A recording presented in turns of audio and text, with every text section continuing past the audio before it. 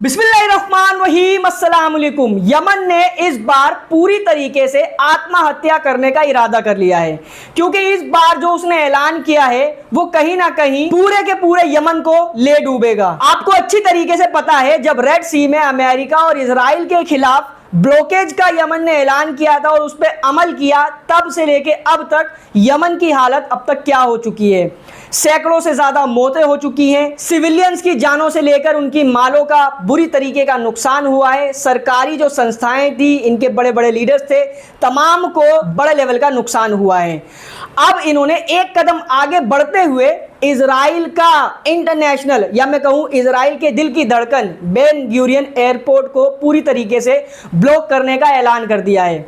Yemen ने पूरी दुनिया को ये चेताया है, वार्निंग दी है कि जो कोई भी अपनी फ्लाइट्स को बेन गुरियन एयरपोर्ट पर भेजेगा या बेन गुरियन एयरपोर्ट से कोई फ्लाइट अपने देश बुलाएगा तो वो अपने रिस्क पर करे, क्योंकि बेन गुरियन एयरपोर्ट अब एक रेड जोन बन चुका है। वहां से ना तो कोई फ्लाइट उड़ेगी, ना ही कोई फ्लाइट वहां पर लैंड होगी। ये अपने आप में कितना बड़ा कदम, कितना बड़ा रिस्क, या मैं कहूं अपने सिर पर कितनी बड़ी कुल्हाड़ी मारने जैसा है, इस चीज को पूरी तरीके से एक्सप्लेन नहीं किया जा सकता। सिर्फ रेड सी के अंदर जो ब्लॉकेज लगा, उसके बाद से अमेरिका ने खुद हमले किए, इजराइल ने हमले किए, ब्रिटेन ने हमले किए। इसके अलावा अमेरिका, इजराइल, सऊदी अरेबिया और कई सारे देश मिलकर यमन की जो ऑफिशियल गवर्नमेंट है, इंटरनेशनली रिकॉग्नाइज्ड गवर्नमेंट, उसके साथ मिलकर करीबन 80,000 सोल्जर्स के साथ यमन के साना यानी हुदीस के ऊपर हमला करने की, ग्राउंड ऑपरेशन करने की तैयारी पहले ही कर रहे हैं। अब जब इजराइल के खिलाफ इतना बड़ा एक्शन यमन लेगा तो क्या आपको लगता है कि इजराइल चुप बैठेगा? क्योंकि बेन गुरियन एयरपोर्ट का बंद होना, यूं समझो इजराइल को गाजा की तरह कैद कर देना। अब ऐसा नहीं है कि यमन को नहीं पता कि अंजाम क्या हो सकता है, तमाम चीजों के बारे में उसको पता है, लेकिन ये तमाम कदम वो इसलिए उठा रहा है क्योंकि गाजा के अंदर पिछले 3 महीने से खाने का एक दाना तक नहीं गया है। तीसरा महीना लगभग शुरू हो चुका है। गाजा के अंदर से जो तस्वीरें आ रही हैं, जो वीडियो फुटेजेस सामने आ रही है, उसे देखकर दुनिया भर के जो नॉन मुस्लिम्स हैं उनका भी कलेजा मुंह को आ रहा है। गाजा के अंदर भूख और प्यास की शिद्दत से छोटे छोटे बच्चे इतने ज़्यादा कमज़ोर हो चुके हैं कि जो उनकी खाल है वो उनकी हड्डियों से जाकर चिपक गई है, क्योंकि उनके शरीर में गोश्त है ही नहीं।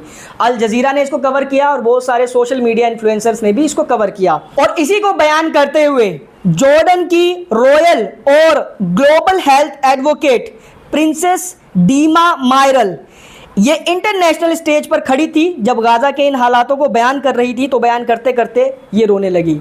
ये हाल है उन लोगों का जिनका गाजा से कोई लेना देना नहीं है और ना ही मुसलमानों से, उसके बावजूद भी एक इंसानियत की हैसियत से इनको भी रोना आ रहा है। लेकिन 200 करोड़ मुसलमान वो क्या ही करें। जुल्म की तमाम हदों को पार करने के बावजूद भी इजराइल का आतंक मिनिस्टर बेन गिविर ने एक अपनी ही मीडिया को इंटरव्यू देते हुए कहा है कि मैं चाहता हूं कि जंग को गाजा के ऊपर और ज्यादा बढ़ाया जाए और शदीद लेवल का, मतलब जितना ज्यादा हो सके उतना ज्यादा खतरनाक लेवल का हमला करना चाहिए गाजा के ऊपर। इसके अलावा गाजा के फूड और इलेक्ट्रिसिटी सप्लाई पर भी हमला करना चाहिए, ताकि गाजा खाने और पीने से पूरी तरीके से महरूम हो जाए और भूख प्यास से तड़प तड़प कर ये लोग मर जाएं। गाजा के लिए ये तमाम गर्मियां इसलिए दिखाई जा रही हैं क्योंकि वो कमज़ोर हैं, उनके पास हथियार नहीं है और ना ही उनकी कोई हिमायत करने वाला है। 57 मुस्लिम कंट्रीज़ हैं, लेकिन ज़्यादातर में दलाल बैठे हुए हैं और इनको अच्छी तरीके से पता है वो दलाल भी इन्हीं के हैं। वहीं सोशल मीडिया पर एक AI जेनरेटेड वीडियो बहुत ज़्यादा सर्कुलेट हो रहा है, जिसमें दिखाया गया है जो लोग हज पर जाने की तैयारी कर रहे हैं वो पहले वीज़ा लेंगे सऊदी अरेबिया से, और वीज़ा पाने के लिए अच्छा खासा अमाउंट पे करना होगा डॉलर्स में।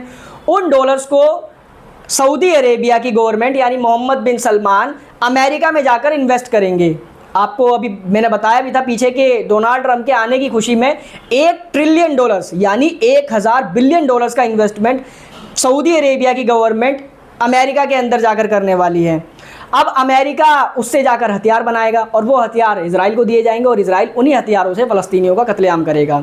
तो सवाल यहाँ ये उठ रहे हैं कि क्या हज को बैन कर देना चाहिए, हज करने नहीं जाना चाहिए, या फिर सऊदी अरेबिया को आज़ाद कराना चाहिए? जाहिर है हज एक फ़र्ज़ इबादत है तो उसको तो बैन नहीं कर सकते, लेकिन हज मुकम्मल तरीके से हो जाए, कबूल हो जाए, उसके लिए सऊदी अरेबिया को दलालों से आज़ाद कराना बहुत ज़्यादा ज़रूरी है। ये दुनिया को समझना होगा। वहीं खतरे में सीरिया भी है। कुछ अनकन्फर्म्ड और सोशल मीडिया इन्फ्लुएंसर्स जो ज़्यादातर चीज़ों पर नज़र रखते हैं, इसराइल के अंदर जो गतिविधि हो रही है, उन्होंने ये दावे किए हैं कि सीरिया के अंदर भी इजराइल अब ग्राउंड ऑपरेशन यानी ग्राउंड इन्वेजन करके साउदर्न सीरिया के इलाके को ऑफिशियली तौर पर कंट्रोल करने की तैयारी कर रहा है, जो मैं आपको लगातार बता रहा हूँ।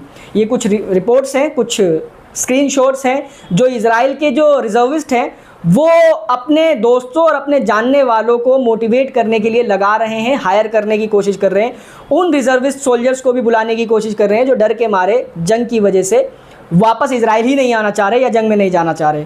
तो ये तमाम तरह की तैयारियां चल रही हैं, हज़ारों की तादाद में सोल्जर्स को इकट्ठा किया जा रहा है ताकि सीरिया के ऊपर ग्राउंड इन्वेजन लॉन्च किया जा सके।